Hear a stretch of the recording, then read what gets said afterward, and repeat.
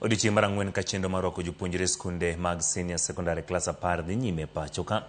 Midhiero maka kod kacha mienjo moko kuom jonyuol ywak ni pod lai manyien mar somo ni CBE ok donjnegi malong'o kata bedo ni gitero nyithindo e skul.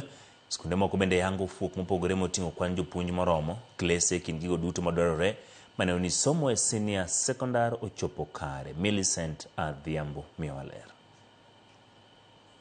A4 mating'o ka gin mang'eny mohingo 10 to onge subject kata achiel mandiko. E skund senior secondary ma Joelomino, mana kwan manok mag jopuonjre ema oserwaki e grade mar 10 are chieng' wuok tich. Seche gi onego be ne wan kata mag nyithindo 150 to pod wan gi namba matin. Jatend skundno Richard Nyayal tudo kwan mapinyno kod koso ng'eyo mar jonyuol ewi kaka somo mar competency based education ringo kotenore kod kidienje mag somo moket ne jopuonjre kata pathways gi dho ngere. Moko wacho ni nyathina pathway mokawo ni onge skul mapuonje e gweng'wa ka. Koro gidwa ni gidhi gimany skul mo mabor ma giwinjo ni man gi gino ero. Nyayal yango ni kata obedo ni gisetemo keto ikruok madwarore pod gin kod rem e puonjo moko kuom somo ahinya to mag lwedo e bwo kidieny mar STEM pathway gi dho wagunda. Nitie gik mitiyo kata kaka mag gedo nyaka gik miluongo ni metal work ma bende biro dwaro masinde moko mane waonge godo to sani dhi dware mondo mi wabed kodgi mage ma bet ka wabiro bedo ka wachando. Komachielo e skund sekondar mar chuo ma Kisumu picha mako ka chenro mag rwako jopuonjre ometni.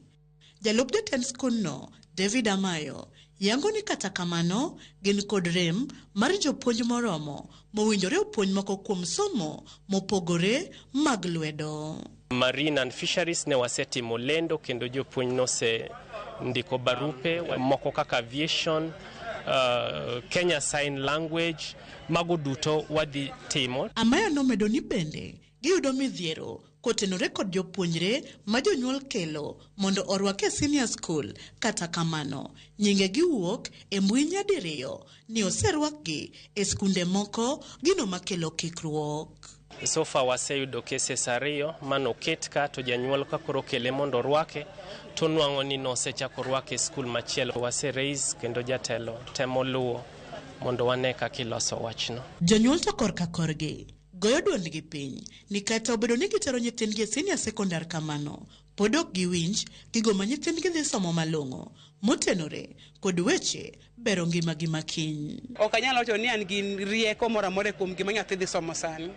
No kao pathway mar STEM koro akia kaka STEM ni gi engineering ni dhi donjo. Ka ng'ato penja ni categories adek mar somo ni en mane manyalo miyo nyathi yudo daktari kata tich moro amora to ok anyal nyiso maber. Jonyuol to kod jotend skunde koro kwayo mondo omany lai mopie manyalo konyo jokanyo duto bedo e twech achiel kod lony ewi competency based education mondo lai manyien mar somo ni ochop kare. Kwayo mara na sirikali mondo giwuoko gipuonjo jonyuol mana ka gipuonjo jopuonje bende mondo ng'e kaka gidhi handle nyithindogo mondo wambe jonyuol puonjo mondo wang'e ni nyathino dhi timo STEM ni oting'o gima kama.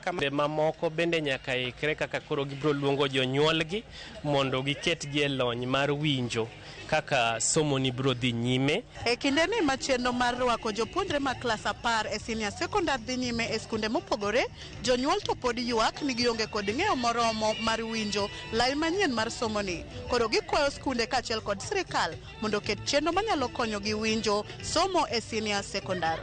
Millicent Adhiambo, Ramogi TV, Kisumu County.